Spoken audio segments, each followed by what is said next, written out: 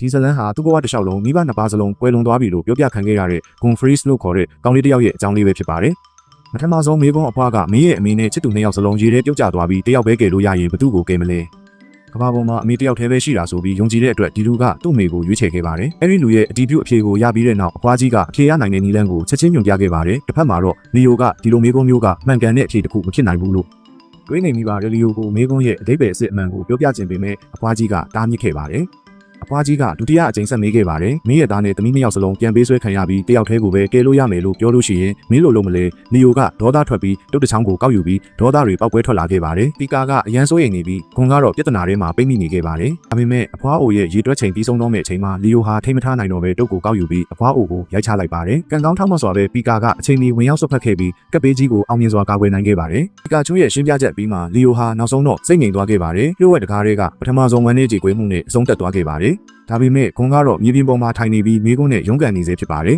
။တိတ်ဆိတ်ငြိမ်သက်ခြင်းကအကောင်းဆုံးဖြေဆိုတာသူသိပေမဲ့သူကြုံတွေ့နေရတဲ့အခြေအနေမျိုးနဲ့ရင်ဆိုင်ရရင်ဘယ်လိုရွေးချယ်မှုလုပ်ရမလဲဆိုတာကိုမတွေးပဲမနေနိုင်ခဲ့ပါဘူး။နောက်ဆုံးမှာတော့အဖွားရဲ့လမ်းညွှန်မှုနဲ့ဂွန်နဲ့သူ့တငယ်ချင်းတွေဟာမှောင်ရီပြိုးစားပြုချိန်မတိုင်ခင်သူတို့ရဲ့ဥတီယာကိုရောက်ရှိခဲ့ပါတယ်။ဒါပေမဲ့တကားကိုတွန်းဖွင့်လိုက်တာနဲ့လူတွေကိုတက်ပြတ်နေတဲ့ဘလူးတကောင်ကိုတွေးလိုက်ရပါတယ်။ဘလူးကမိန်းကလေးနဲ့အတူပဒင်းပေါက်ကနေချက်ချင်းထွက်ပြေးသွားခဲ့ပါတယ်။၃ယောက်စလုံးဟာသူတို့ရဲ့တာဝန်တွေကိုမြ мян ဆန်ဆန်ခွဲဝေယူခဲ့ကြပါတယ်။လီယိုကဒဏ်ရာရနေတဲ့သူကိုပတီးစီပေးခဲ့ပြီးဂွန်နဲ့ပီကာတို့ကဆက်လက်လိုက်လံရှာဖွေခဲ့ကြပါတယ်။တောင်တန်းတွေမှာကြီးပြင်းလာခဲ့တဲ့ဂွန်ကအလွန်မြန်ဆန်ပြီးပီကာကိုမြ мян ကြော်တက်ပြီးဘလူးကိုလိုက်မိခဲ့ပါတယ်။ဘလူးကနာကျင်စွာမိန်းကလေးကိုလှုပ်ပေးခဲ့ရပြီးပီကာကအခွင့်အရေးကိုအသုံးချပြီးသူမကိုကယ်တင်ခဲ့ပါတယ်။ပီကာကသူမရဲ့လက်ကောက်ဝတ်မှာတတူးတစ်ခုကိုတွေးလိုက်ရပါတယ်။ချက်ချင်းတစ်ခုခုကိုသဘောပေါက်သွားပေမဲ့လီယိုကရုတ်တရက်ရောက်လာပါတယ်။ဒဏ်ရာရသူရဲ့အခြေအနေကြောင့်အမြန်မေးမြန်းလိုက်ပါတယ်။လီယိုကသူဟာစိတ်ငြိမ်စေပေးထားလို့အခုချိန်မှာအဆင်ပြေပါတယ်အိပ်ပျော်နေတယ်လို့ပြန်ဖြေခဲ့ပါတယ်။မမျှော်လင့်ပဲပီကာကရုတ်တရက်တိုက်ခိုက်ပြီးလီယိုရဲ့မျက်နှာကိုရိုက်မိတဲ့အခါလီယိုကတကယ်တော့ဘလူးတကောင်ဖြစ်နေတာကိုသိလိုက်ရပါတယ်။ပီကာကတခုခုမားနေတာကိုဘလို့တတိထားမိသွားလဲဆိုတာသူရမ်းသိကျင်နေမိပါတယ်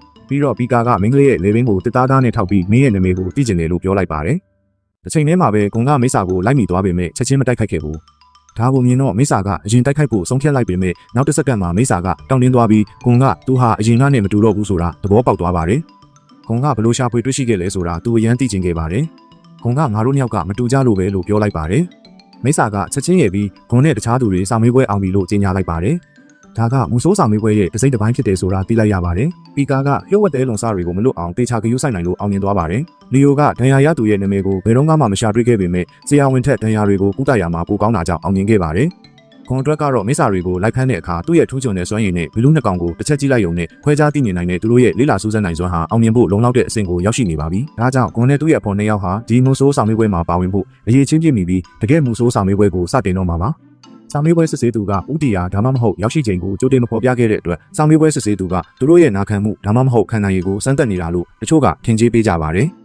လူတွေဟာရုပ်ပိုင်းဆိုင်ရာမောပန်းနွမ်းနေပြီးစိတ်ပိုင်းဆိုင်ရာဝင်ထုတ်ဝင်ပိုးတွေခံစားရနိုင်တာကြောင့်ဒါဟာသူတို့ရဲ့စိတ်ဆွမ်းအားကိုစမ်းသပ်တာလည်းဖြစ်နိုင်ပါတယ်။မကြခင်မှာပဲ2နာရီကုန်ဆုံးသွားပါပြီ။အားလုံးသွားခဲ့တဲ့အကွာအဝေးက30ကီလိုမီတာအထိရှိခဲ့ပါတယ်။တချို့ကအစာပိုင်းမှာတင်ပဲချခံခဲ့ရပြီးတချို့ကတော့အလွယ်တကူတိုးတက်နေသေးပါ။ဒါပေမဲ့လီယိုကတော့ချွေးတွေနဲ့ရွှဲနေပါတယ်။နောက်ဆုံးတော့သူမဟာမုံဆိုးစာမေးပွဲကိုရှော့တွက်မိတယ်ဆိုတာသဘောပေါက်လိုက်ပါတယ်။အဲ့ဒီအချိန်မှာပဲကောင်လေးတစ်ယောက်ကသူမဘေးကစကိတ်ပုတ်စီးပြီးလီယိုကိုဒေါသထွက်စေခဲ့ပါတယ်။စာမေးပွဲရဲ့ရည်ရွယ်ချက်ကိုချိုးဖောက်တဲ့အတွက်သူမကသူ့ကိုဆုံးမခဲ့ပါတယ်။ဒါဟာခံနိုင်ရည်စမ်းသပ်မှုတစ်ခုပါပဲ။အချိန်ထဲမှာပဲအနီးနားမှာရက်နေတဲ့ဂွန်ကစာမေးပွဲစစ်ဆေးသူကအစကတည်းကသူမနောက်ကိုလိုက်ခဲ့ဖို့ပဲပြောခဲ့တယ်လို့မှတ်ချက်ပြုခဲ့ပါတယ်။ကောင်လေးကဂွန်ကိုချက်ချင်းစိတ်ဝင်စားလာပြီးသူ့အသက်ကိုမေးလာပါတယ်။သူတို့နှစ်ယောက်စလုံးအသက်10နှစ်ကျော်ပဲရှိသေးတယ်ဆိုတာသိလိုက်ရတော့အံ့ဩသွားပါတယ်။ဒါကြောင့်ကောင်လေးကစကိတ်ပုတ်ကိုစွန့်လွတ်ပြီးဂွန်နဲ့အတူပြေးဖို့ရွေးချယ်လိုက်ပါတယ်။ဒီလိုနဲ့ဂွန်နဲ့ချီယာတို့ဟာတငယ်ချင်းကောင်းတွေဖြစ်လာခဲ့ကြပါတယ်။အိမ်တွေကုံဆုံးသွားပြီးစာမေးပွဲက4နာရီကြာကျင်းပခဲ့ပြီးအားလုံးက60ကီလိုမီတာကျော်ခရီးနှင်ခဲ့ကြပါတယ်။ဒါပေမဲ့ဦးဆောင်နေတဲ့စာမေးပွဲစစ်ဆေးသူကအရှိန်လျှော့မဲ့လက္ခဏာမပြပါဘူး။လီယိုကအဖွဲ့တွေကအများစုရဲ့နောက်ကျကျန်နေခဲ့ပြီးဘာလို့လူနှဲငယ်တာမူဆိုးစာမေးပွဲကိုအောင်မြင်ခဲ့တာလဲဆိုတာသူနားလည်ပါတယ်။သူ့လိုတာမန်လူတွေကဒီလောက်ခက်ခဲတဲ့စိန်ခေါ်မှုကိုမပြီးမြောက်နိုင်ကြဘူး။ဒါကြောင့်သူရက်တန့်ပြီးလက်လျှော့ဖို့ကြံရွယ်လိုက်ပါတယ်။ဂွန်ကဒါကိုမြင်တော့လီယိုကိုစိုက်ကြည့်နေပါတယ်။ဂွန်ရဲ့အားပေးမှုကြောင့်လီယိုကသူ့ရဲ့အလားအလာကိုပြန်ထုတ်ပြလိုက်ပါတယ်။ဒါပေမဲ့သူအဝေးကြီးမပြေးခင်မှာပဲမြေပြင်ညီပြိုင်ပွဲကလေကားတက်ပြိုင်ပွဲအဖြစ်ပြောင်းလဲသွားခဲ့ပါတယ်။ဒါရင်မကဘူးစာမေးပွဲစစ်ဆေးသူကလေကားပေါ်ခြေချလိုက်တာနဲ့သူ့ရဲ့အမြင်နှုံးကိုမြင့်တင်လိုက်တာကြောင့်စာမေးပွဲဖြေဆိုသူအားလုံးကိုအံ့အားသင့်စေခဲ့ပါတယ်။ သူတို့ခရီးသွားခဲ့တဲ့အကွာဝေးကအနည်းဆုံး80ကီလိုမီတာရှိပြီးသားဖြစ်ပေမဲ့စာမေးပွဲစစ်ဆေးသူကစိတ်အေးလက်အေးရှိနေသေးပဲဖြစ်ပါတယ်။ဒီနှုန်းနဲ့ဆိုရင်လူတော်များများမကြခင်မှာထွက်သွားကြလိမ့်မယ်။ဒါပေမဲ့လူများစုနဲ့မတူပဲဂွန်နဲ့ချီယာတို့ကဘသူကပန်းတိုင်ကိုအရင်ရောက်နိုင်မလဲဆိုတာကိုဆုံးဖြတ်ပြီးပြိုင်ပွဲတစ်ခုစတင်ခဲ့ကြတယ်။လမ်းတစ်လျှောက်မှာနှစ်ယောက်သားဘာကြောင့်မူဆိုးစာမေးပွဲကိုဖြေဆိုနေတယ်ဆိုတာပြောကြတယ်။ချီလီကဂွန်ကိုစာမေးပွဲကအရန်ခက်ခဲတယ်ဆိုတာကြားလို့လာဖြေတာပါတစ်ဖက်မှာတော့ဂွန်ကသူ့အဖေစိတ်နှစ်မှာစာမေးပွဲအောင်လို့လာဖြေတာပါ။စာမေးပွဲဖြေရတဲ့အကြောင်းရင်းကရိုးရှင်းပေမဲ့အခြားအကြောင်းရင်းတွေကတော့ပိုရှုပ်ထွေးခဲ့ပါတယ်။စာမေးပွဲဖြေရတဲ့အကြောင်းရင်းတွေအားလုံးမှာဇလန်းတွေအများကြီးရှိပါတယ်။မသိတဲ့အချိန်တော့ကြာပြေးပြီးတဲ့နောက်ပေကားဆုံးမှာအလင်းတန်းတစ်ခုပေါ်လာပါတယ်။ဒါပေမဲ့တကယ်ဒုတိယစာမေးပွဲကအဝေးကြီးလိုပါသေးတယ်။စမဖြေခင်မှာစာမေးပွဲစစ်ဆေးသူကနောက်တစ်ဆင့်ကအရန်အနေအများပြီးလူသားတွေကိုလှည့်စားနိုင်တဲ့ဗနက်တဲ့တတော်ဝါတွေနဲ့ကျင်းနေလိမ့်မယ်လို့လေးနဲ့စွာသတိပေးခဲ့ပါတယ်။လူတိုင်းကသူ့ကိုလိုက်မိစီခြင်းပါတယ်သူ့ကိုနည်းနည်းလေးတောင်မတွေ့ရင်ဒီတတော်ဝါအုပ်စုကြီးကပြစ်မှတ်ထားခံရမှာဖြစ်ပြီးသူတို့အများစုဟာဒီမြူကိုတွေဖုံးလွှမ်းနေတဲ့တောထဲမှာတောရိုင်းစားစာဖြစ်နေပဲအဆုံးသက်သွားပါလိမ့်မယ်သူကဂွန်ကိုသူ့စီကနေမြန်မြန်ခေါ်ထုတ်သွားခဲ့ပါတယ်ချီယာဟောကိန်းထုတ်ထားတဲ့အတိုင်းသူတို့ထွက်သွားပြီးမကြခင်မှာပဲမာနာကြီးတဲ့လူမိုက်တစုကဂွန်ကိုဝိုင်းထားကြတ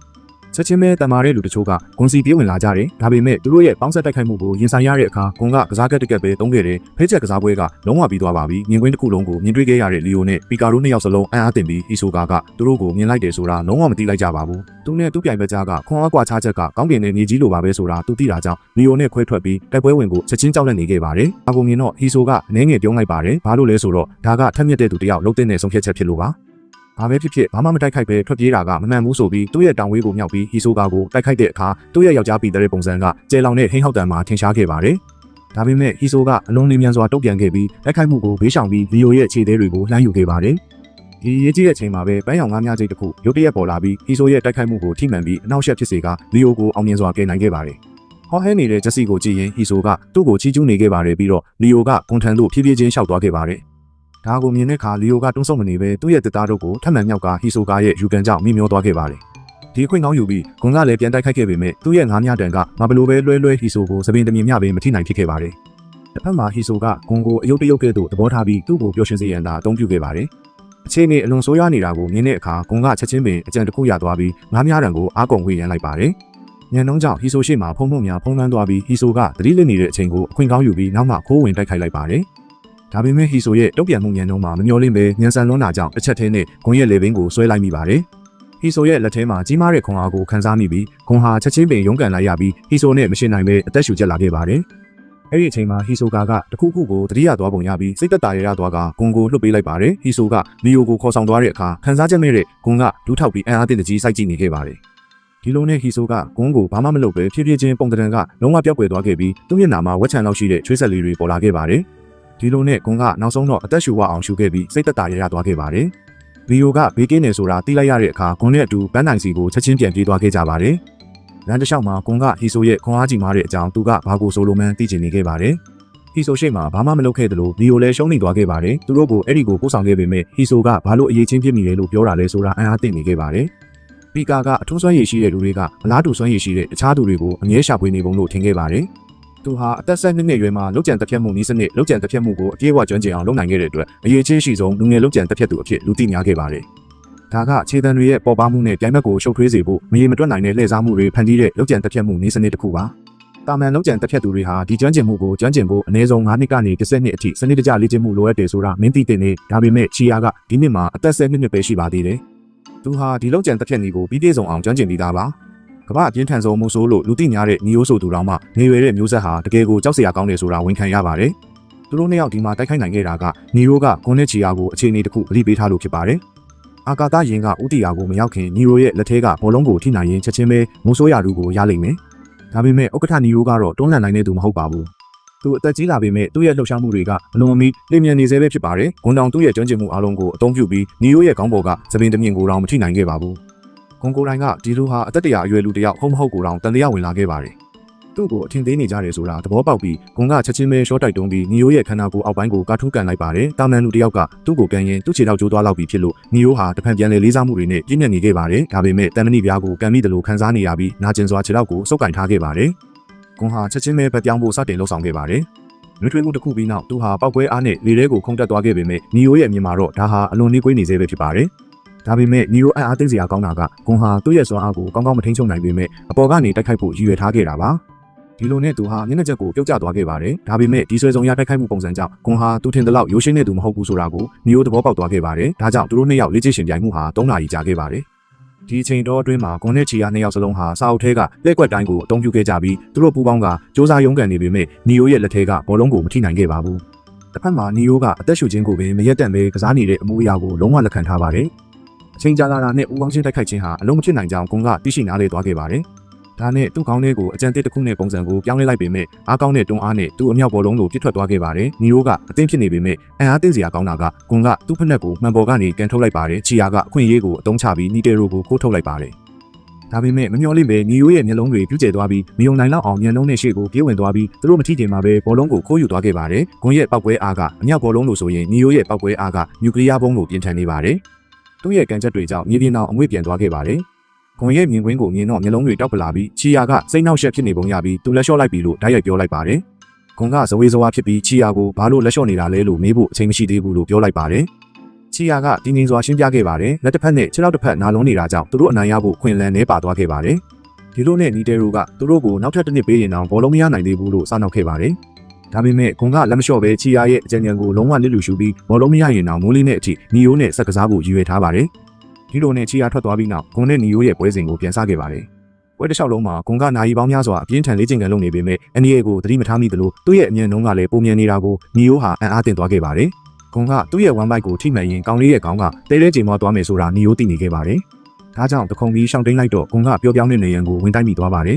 ။ဒါပေမဲ့သူ့ရဲ့ငကူကထိခိုက်မှုကြောင့်ညီရဲသွားပြီးတစ်ဖက်မှာတော့ဂွန်ကသူ့ရီမန်းချက်အောင်မြင်သွားလို့အရန်ပျော်နေခဲ့ပါတယ်။နီရိုကသူ့ရဲ့ညာလက်ကိုအလွန်အမင်းအသုံးပြုခဲ့ပြန်ပါတယ်။တစ်ချိန်တည်းမှာပဲချီယာကစိတ်ခံစားချက်တစ်မျိုးဖြစ်နေခဲ့ပါတယ်။သူအရန်ဒေါသထွက်ပြီးစင်ကြံထဲမှာဘာမှမသိတဲ့လူနှစ်ယောက်နဲ့တွေ့ခဲ့ပါတယ်။ချီယာကတွန်းဆုတ်ခြင်းမရှိဘဲအဲ့ဒီလူရုပ်မှာနှစ်ယောက်ကိုချက်ချင်းကင်တွယ်ခဲ့ပါတယ်။ဒါကမျောစင်ထိတ်မှာအလားတူရန်ရနဲ့ဝက်ထားတဲ့တကားတစ်ခုရှိရမယ်လို့ညွှန်ပြနေပါတယ်။ပေချာတာကတော့အနေငယ်ရှာဖွေပြီးနောက်ဂွန်ကဝက်ထားတဲ့ရန်ရကိုရှာဖွေတွေ့ရှိခဲ့ပါတယ်။ဒါပေမဲ့လက်ရှိမှာအဲ့ဒီလိုရန်ရ၅ခုရှိပြီးအောက်မှာဘေးကင်းမှုရှိမရှိသူတို့တေချာမသိပါဘူး။တခုတည်းတေချာမှုကတော့ဒီရန်ရကိုတစ်ချိန်သာအသုံးပြုနိုင်နေဆိုတာပါ။ဒီလိုနဲ့သူတို့အံ့အတင်းကြပြီးဘလို့လုံးရမှန်းမသိဖြစ်နေခဲ့ကြပါတယ်။ဒီဖြစ်ပျက်ကဘသူလက်ချက်ဆိုတာရှာဖွေရမှာဖြစ်ပါတယ်။သူတို့ဟာတအုံချင်းစီအခြေအနေကိုစမ်းကြည့်ကျင်ခဲ့ကြပါတယ်။အခြေအနေကိုစမ်းကြည့်ဖို့စိတ်အားထက်သန်နေခဲ့ကြပါတယ်။အောက်ကထောင်ချောင်းမဟုတ်ရင်တော့အဖွဲ့ကိုခွဲထားဖို့များပါတယ်။ဒါပေမဲ့ဒီအချိန်မှာသူနဲ့သူ့ရဲ့ဖော်၃ယောက်ဟာသူတို့ရဲ့ကိုယ်ပိုင်လမ်းကြောင်းကိုရွေးချယ်ပြီးအပြိုင်နဲ့ထဲဆင်းသွားဖို့ကလွဲလို့တခြားရွေးချယ်စရာမရှိပါဘူး။ဒီလိုနဲ့သူတို့ဟာမျိုးမျိုးစမ်းကြည့်နေခဲ့ကြပါတယ်။သတင်းကောင်းကတော့ဒါဟာထောင်ချောင်းမဟုတ်ပဲပြုတ်ကြပြီးနောက်သူတို့မခွဲခွာခဲ့ကြပါဘူး။